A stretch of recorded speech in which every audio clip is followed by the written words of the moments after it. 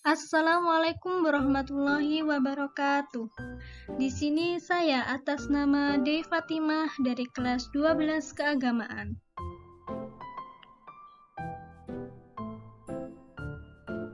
Akan menyampaikan materi ilmu tafsir bab 5 kelas 10 semester 2 tentang kedudukan dan fungsi Al-Quran.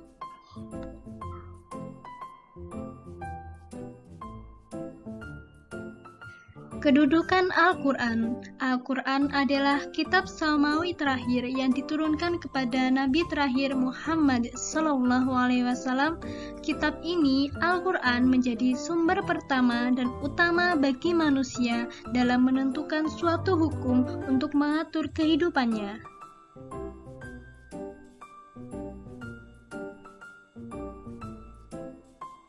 Kemudian, fungsi Al-Quran.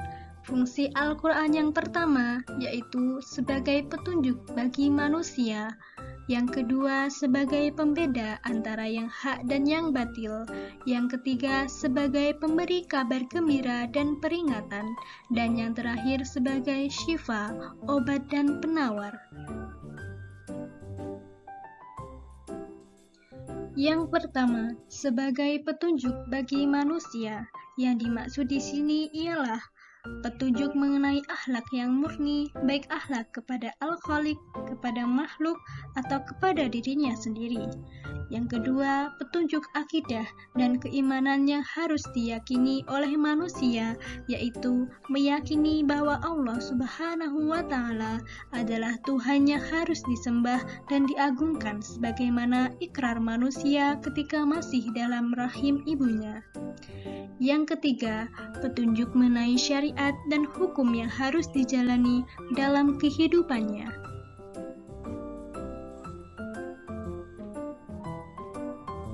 Ketiga, sebagai pembeda antara yang hak dan yang batil. Lafaz Al-Furqan yaitu artinya pembeda. Al-Quran mempunyai fungsi agar manusia dapat membedakan antara yang hak dan yang batil.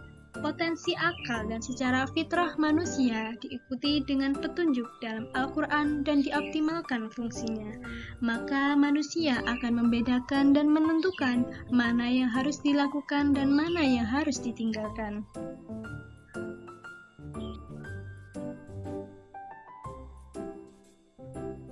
Yang ketiga yaitu Al-Quran sebagai pemberi kabar gembira. Kisah umat terdahulu yang ada dalam Al-Quran adalah gambaran real tentang kehidupan mereka. Kisah kesolehan umat terdahulu memotivasi kita untuk terus berlaku baik agar dapat meraih janji Allah Subhanahu wa Ta'ala berupa kehidupan yang baik dan pahala surga.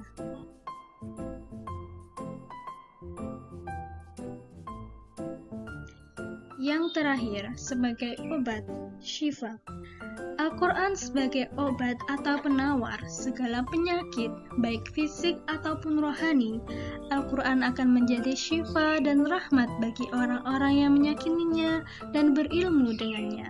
Tetapi sebaliknya, orang yang zalim dan tidak meyakininya akan mendapatkan kerugian yang sangat besar.